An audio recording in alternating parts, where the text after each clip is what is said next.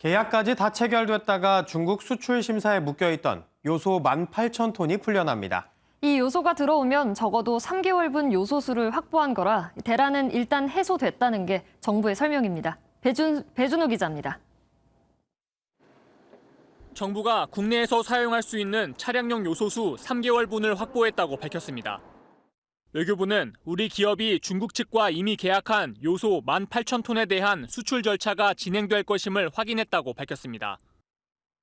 2만 톤 정도가 들어오면은 이제 요소수 개념으로는 한 6만 톤 정도가 되겠습니다. 다른 데서 수입하는 것까지 해서 해보면 전체적으로 2달 반 정도는 이제 여유를 가질 수 있다. 유영민 대통령 비서실장은 국민 불편을 초래한 데 대해 송구스럽게 생각한다면서도 단기간에 대응을 잘했다고 자평했습니다. 좀 더 일찍 예견을 하고 준비를 해왔더라 하면 아쉬움은 있습니다. 또 늦었지만은 지난주서부터 굉장히 빨리 대응을 단기간에 저는 잘 해왔다.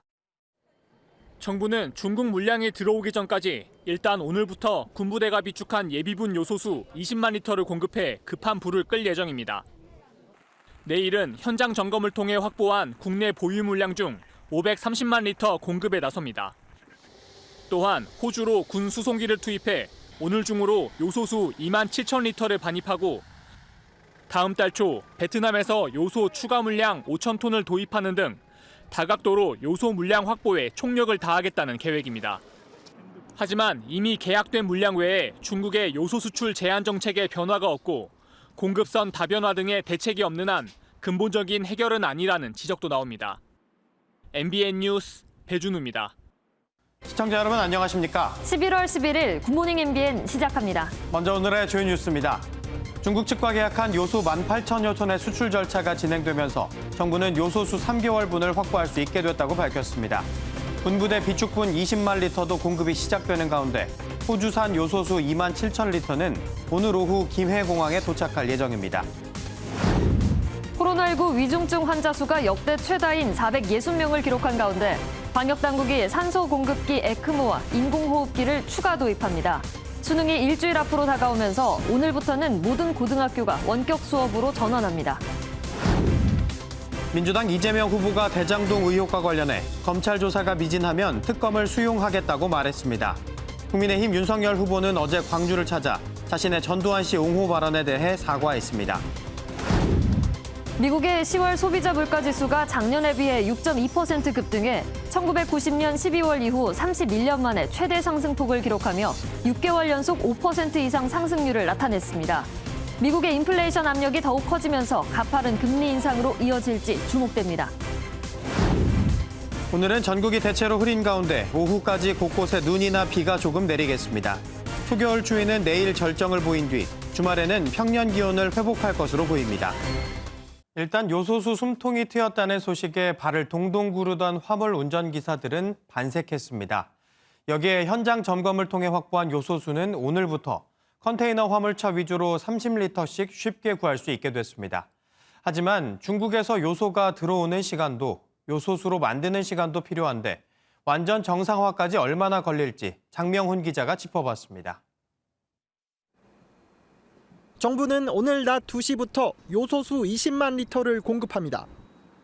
전국 5개 주요 항만 인근 주유소에서 리터당 1,200원에 공급하는데 수출입 컨테이너 화물차는 30리터씩 구매할 수 있습니다.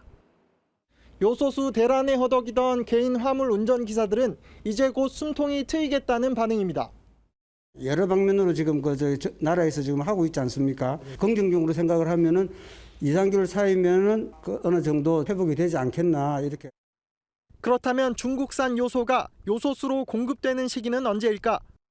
중국에서 가장 빨리 출발하는 요소가 오는 18일인데 통상 선적과 운송에 3일, 사전 수입 신고로 통관하더라도 공장 입고와 생산까지 고려하면 이달 하순쯤 본격 생산에 투입됩니다. 속속 요소가 도착해 요소수 수급난이 풀려도 예전보다 껑충 뛸 요소수 가격은 또 다른 부담이 될 전망입니다.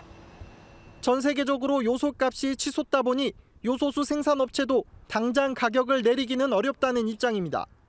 이미 가격이 많이 올라가 있던 상태의 요소를 예약된 걸 받아오는 거기 때문에 10월 중순 때 가격이기 때문에 정말 그 고점일 때의 요소 가격이거든요.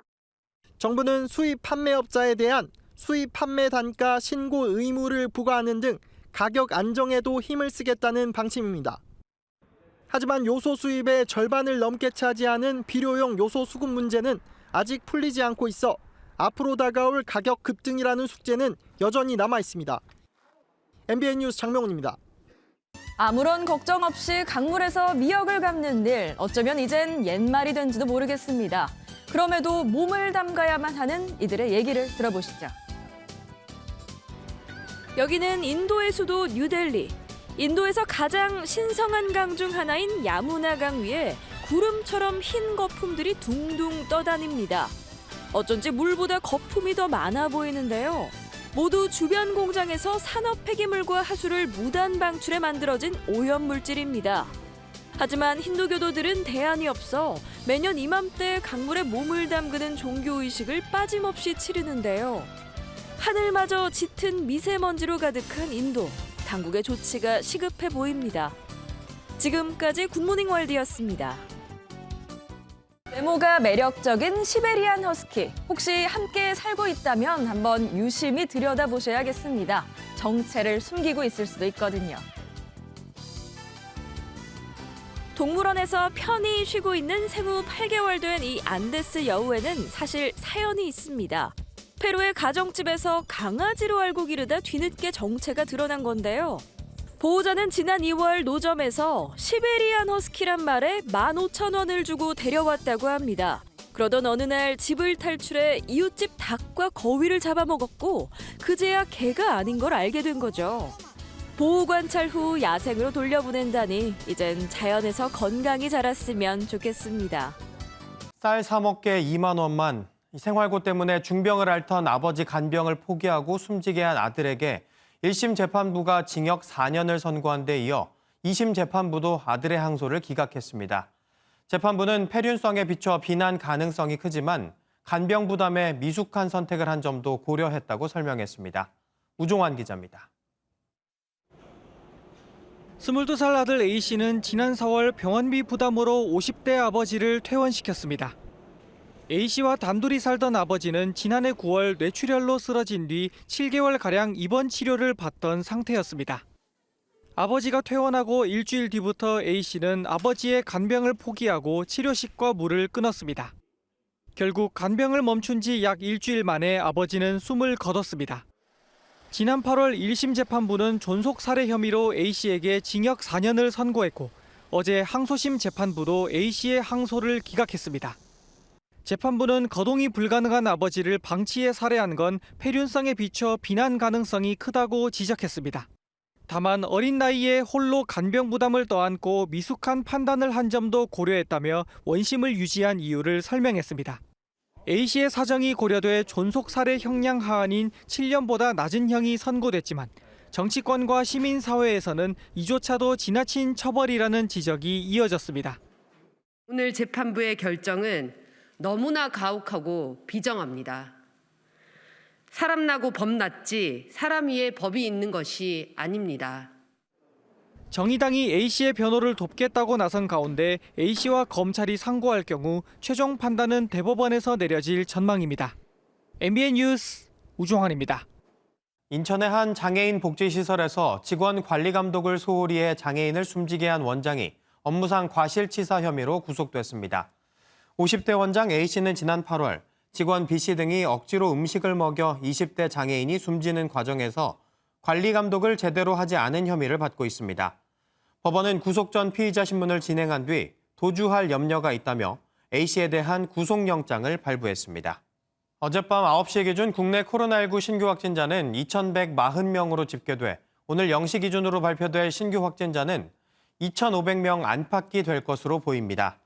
전날 오후 9시 기준 확진자보다는 76명이 늘었고 수도권과 비수도권에서 각각 1,756명과 384명이 나오는 등 단계적 일상회복 시행 이후 확산세와 함께 방역 지표가 빠르게 악화하고 있습니다.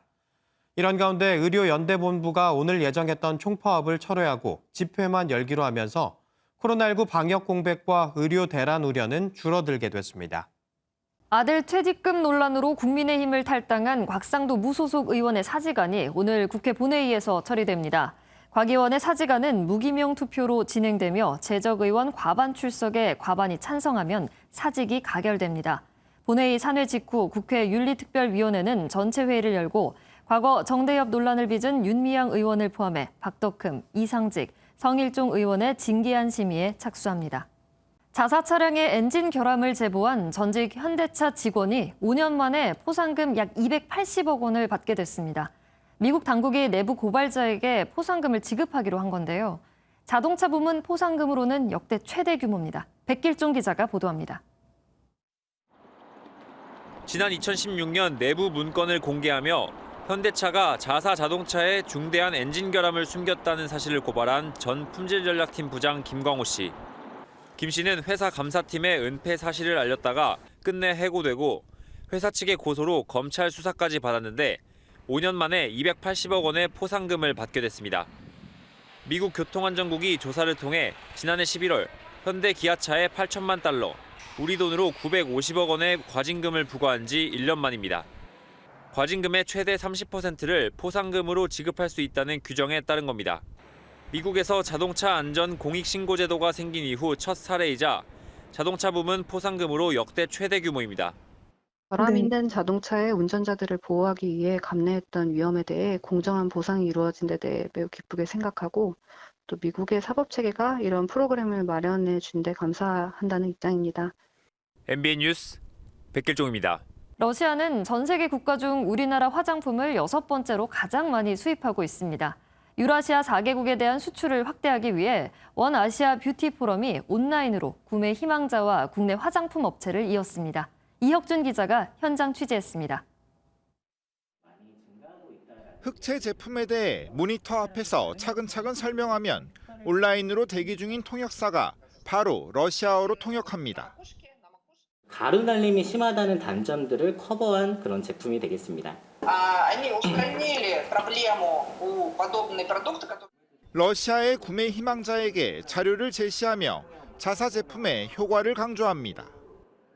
저희 생강수는 멜라닌 색소의 생성을 25% 감소시킬 수 있다는 결과를 가지고 있고요. 러시아 구매자 13명, 우즈베키스탄 구매자 8명, 카자흐스탄 구매자 5명을 국내 화장품 업체 41곳이 화상으로 만났습니다. 코로나19 사태로 국내 화장품 업체의 현지 방문이 어려워지면서 이렇게 온라인으로 만나 K-뷰티의 판로를 열고 있습니다. 올해로 8회째인 원아시아 뷰티 포럼에선 구매자 온라인 상담과 함께 유라시아 연합 주요국의 화장품 산업 동향과 규제를 소개했습니다. 코로나19로 인해 이곳 서울에서 카자흐스탄, 우즈베키스탄, 러시아, 우크라이나 4개국 연사 여러분과 화상으로 함께하게 되었습니다. 유라시아 주요 4개국에 대한 국내 화장품 수출은 연평균 50% 이상 성장했고 특히 우크라이나는 100% 이상 급성장 중입니다. 새로운 해외 시장 개척은 K-뷰티의 핵심 과제입니다. 국내 화장품 산업은 지난해 160개국으로의 수출 시장 확대와 화장품 수출 세계 3위라는 매우 우수한 성과를 나타냈습니다. 코로나19 사태로 침체했던 K-뷰티가 재도약을 준비하고 있습니다. MBN 뉴스 이혁준입니다. 미국의 지난달 소비자 물가지수가 1990년 12월 이후 최대폭 상승으로 폭등했습니다. 인플레이션 압력이 더욱 커지면서 미국 중앙은행도 금리를 올릴 가능성이 커졌습니다. 워싱턴에서 최중락 특파원입니다. 미국 노동부가 10월 소비자 물가 지수가 지난해 같은 달보다 6.2% 급등했다고 밝혔습니다. 1990년 12월 이후 31년 만에 최대폭 상승으로 6개월 연속 5% 이상 상승률을 나타냈습니다.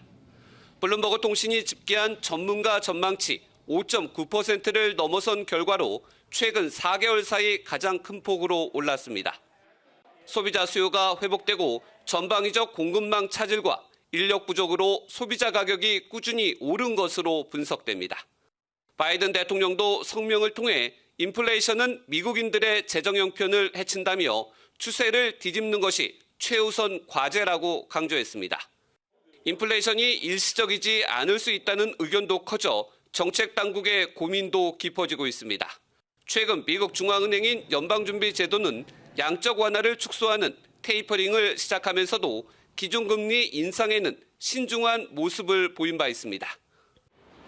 하지만 높은 물가 상승률이 지속될 경우 미국 연방준비제도는 현재의 제로금리를 올릴 것이라는 관측이 힘을 얻고 있습니다. 워싱턴에서 MBN 뉴스 최중락입니다.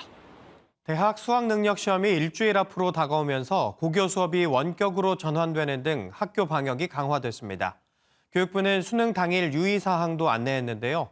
반드시 마스크를 착용해야 하고 종이로 된 가림막은 점심시간에만 직접 설치하면 됩니다. 이기종 기자입니다. 수능이 치러지는 오는 18일. 수험생들은 시험장에 오전 8시 10분까지 입실해야 합니다. 체온 측정과 증상 확인 절차를 고려해 여유 있게 도착하는 게 좋습니다. 휴대전화 등 모든 전자기기는 반입이 금지되고 마스크 착용은 필수입니다. 지난해와 달리 올해는 종이로 된 가림막을 점심시간에만 수험생이 직접 설치했다가 반납하면 됩니다. 4교시 탐구 영역 시간에는 선택한 과목을 순서대로 올려두고 풀지 않으면 부정행위 처리되니 주의해야 합니다. 교육당국은 모든 고등학교 수업을 원격으로 전환하는 등 학교 방역을 강화했습니다. 또 22일부터 수도권 학교까지 전면 등교가 시작되는 만큼 학생들의 백신 접종을 유도하는 방안도 검토하기로 했습니다. 접종 완료한 고등학교 3학년 학생들의 확진 비율은 급감해서 백신 접종의 효과는 이미 객관적으로 나타난 바. 교육부는 확진 수험생이 응시할 수 있는 전국 31곳 383개 병상과 자가격리자 3천여 명이 응시 가능한 112곳 620개의 별도 시험장을 마련했다고 밝혔습니다. MBN 뉴스 이기종입니다.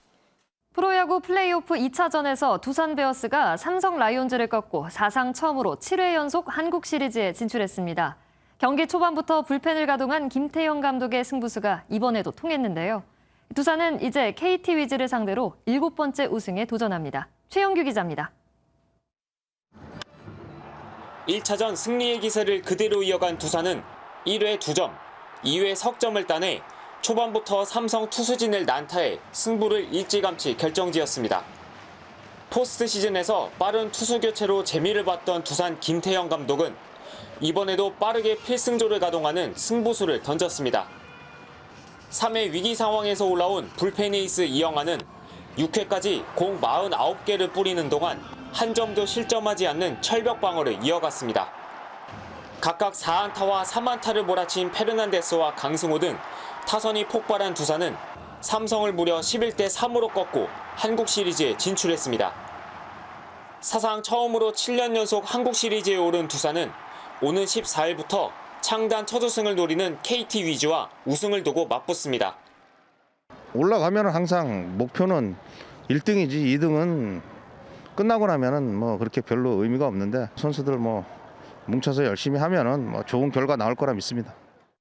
6년 만에 가을 야구에 복귀한 삼성은 1차전 2번의 만루 찬스를 놓치고 2차전에서 3득점에 그치는 등 타선 침묵의 아쉬움을 삼켰습니다. 7년 연속 한국 시리즈 진출이라는 대기록을 쓴 두산이 7번째 우승으로 왕조의 역사를 이어갈지 주목됩니다. MBN 뉴스 최영규입니다. 어제 국회 운영위에서는 청와대 인사들이 참석한 가운데 산자부와 여가부의 대선 공약 발굴을 놓고 여야가 공방을 벌였습니다. 여가위에서는 의혹의 당사자인 정영애 여가부 장관과 야당 의원 간에 고성이 오가기도 했습니다. 김태림 기자가 보도합니다. 여당으로부터 대선 공약에 쓸 아이디어를 요청받았다는 사실을 시인한 녹취가 공개되며 관권 선거 의혹을 받은 정영애 여가부 장관.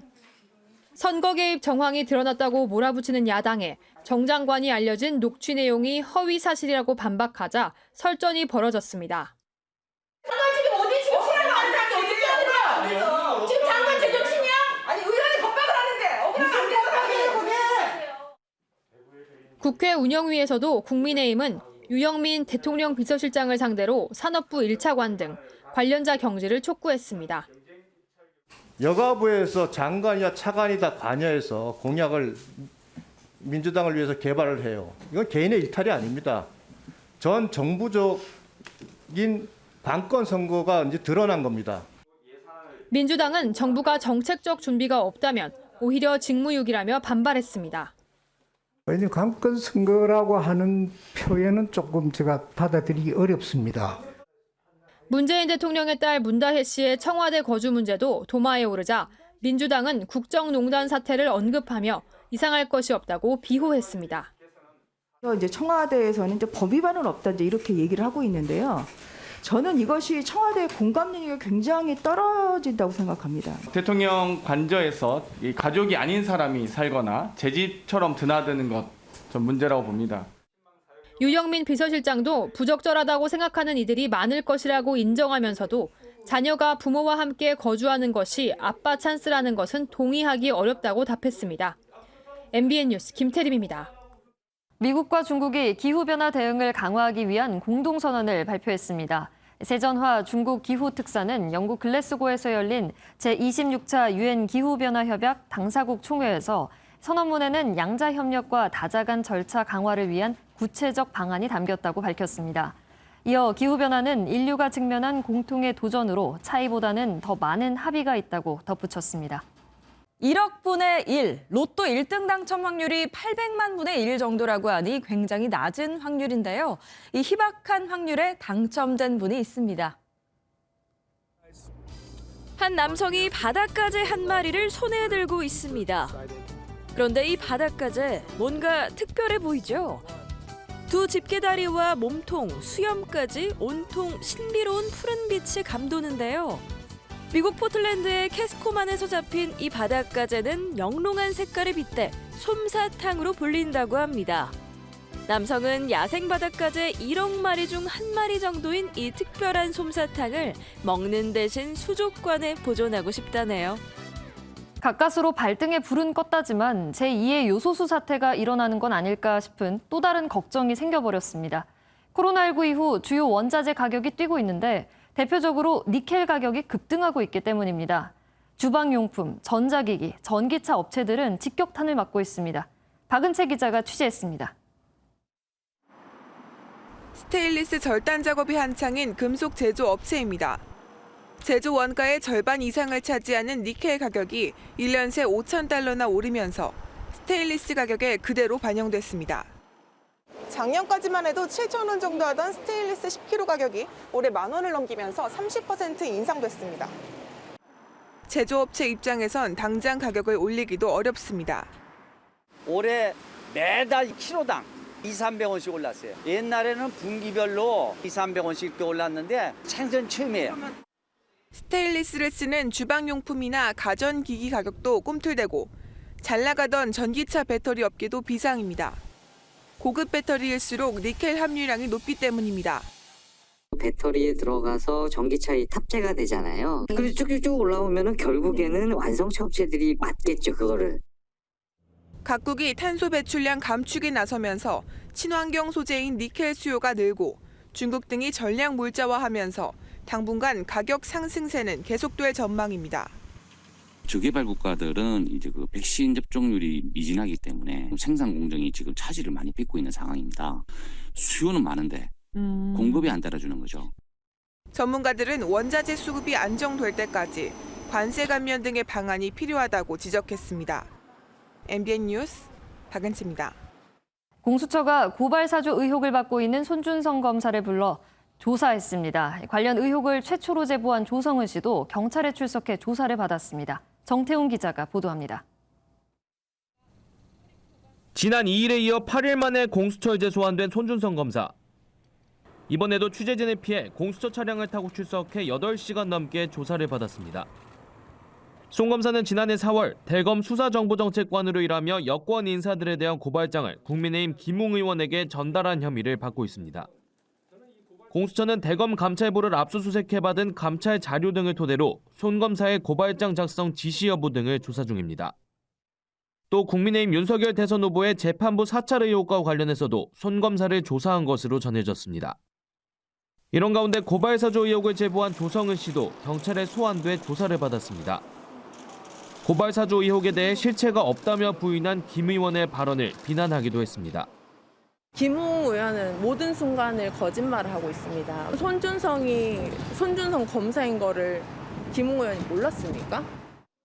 한편 손 검사는 공수처 수사 과정에서 인권 침해를 당했다며 국가인권위원회에 진정을 내기도 했습니다. MBN 뉴스 정태웅입니다.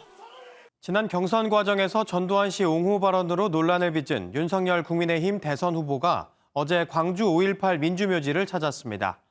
시민들의 저지로 환호하지 못하고 추모탑 입구에서 묵념만 한 윤 후보는 제 발언으로 상처받은 모든 분들께 사과드린다고 밝혔습니다. 박자은 기자가 보도합니다. 지난 7월 이후 5.18 민주묘지를 다시 찾은 윤석열 국민의힘 대선 후보.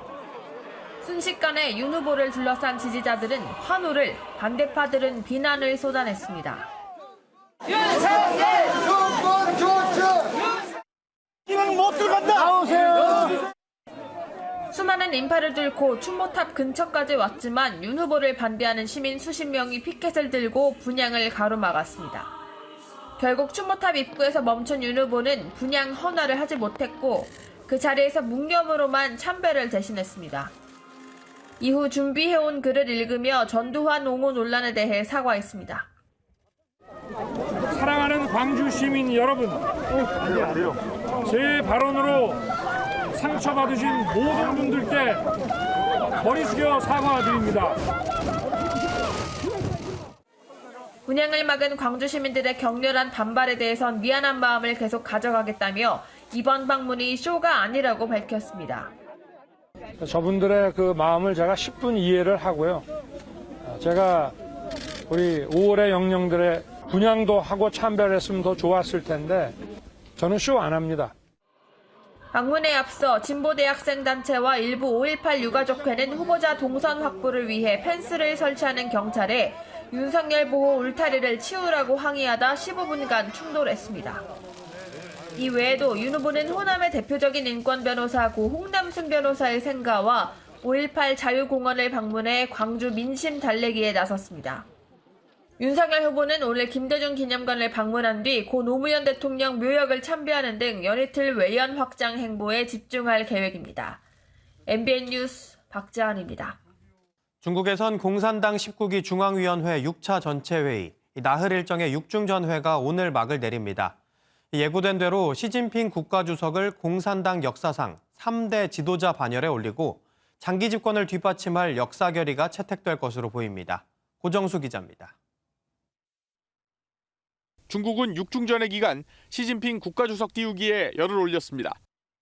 공산당 기관지 인민일보는 지난 사흘 내내 시진핑 사상의 중요성을 강조하며 국가 발전을 위해서는 시진핑 법치 사상을 심도 있게 학습해야 한다고 보도했습니다. 폐막일인 오늘은 당의 100년 분투 중대 성취와 역사 경험에 관한 중공 중앙회 결의, 일명 역사 결의가 예고대로 채택됩니다. 시진핑 사상으로 중화민족의 위대한 부흥이란 뜻의 중국몽을 달성한다는 목표와 그 방법 등이 핵심으로 전망됩니다. 中国人民也绝不允许任何外来势力欺负、压迫. 중국 공산당 100년 역사상 세 번째로 예정된 역사 결의는 시 주석을 마오쩌둥과 덩샤오핑 반열의 지도자로 올리는 명분이자 장기 집권의 근거가 되는 작업입니다. 직전 지도자인 장쩌민과 후진타오의 업적을 긍정하지만 계승자로서의 역할을 부각하고 미래를 여는 3대 지도자로서 시 주석의 업적을 강조할 것으로 관측됩니다. 역사 결의가 채택되면 시 주석은 내년 20차 당대회에서 2027년까지 임기가 보장되는 3년임을 공식 확정할 것으로 보입니다. MBN 뉴스 고정수입니다. 찬 공기가 계속해서 유입되면서 오늘도 종일 초겨울 추위가 나타나겠습니다. 서울은 현재 2.4도로 예년보다 3도가량이나 낮고요. 대관령은 영하 2.3도로 일부 지역에서는 영하권을 나타내는 곳이 있습니다. 한낮에도 서울 9도 등 기온이 크게 오르지 못하며 춥겠습니다. 또 곳곳으로 바람이 강하게 불어들어 체감 온도는 더욱 낮아지겠는데요. 오늘 외출하실 때는 따뜻한 옷차림 하시기 바랍니다. 이번 주 길게 이어지고 있는 비나 눈은 내일 오후에 그칠 것으로 예상됩니다. 내일까지 예상 강수량은 5에서 20mm가 되겠고요. 또 제주 산지와 내륙의 높은 산지를 따라서는 눈이 내려 쌓이는 곳이 있겠습니다. 제주 산지에는 내일까지 1에서 5cm, 또 충청 북부와 전북 북부는 1cm 안팎이 예상됩니다. 전국에 구름 많고 곳곳으로는 가끔 비 또는 눈이 내리겠습니다. 출근길 작은 우산 하나 챙기시는 게 좋겠고요. 오늘 강원 산지를 중심으로는 바람이 순간적으로 초속 25m 이상으로 강하게 불겠습니다. 내일까지 그 밖의 전국 대부분 지역에서도 바람이 강하게 불어들겠습니다. 현재 서울은 2.4도, 광주는 6.5도로 시작을 하고 있고요. 한낮에는 서울이 9도, 광주 12도, 부산은 14도까지 오르겠습니다. 전국이 어제보다 2도에서 3도가량 높겠습니다. 내일과 모레는 아침 기온 0도 안팎으로 오늘보다 더 낮아지겠는데요. 초겨울 추위는 주말 오후부터 점차 풀릴 것으로 예상됩니다. 지금까지 날씨 전해드렸습니다.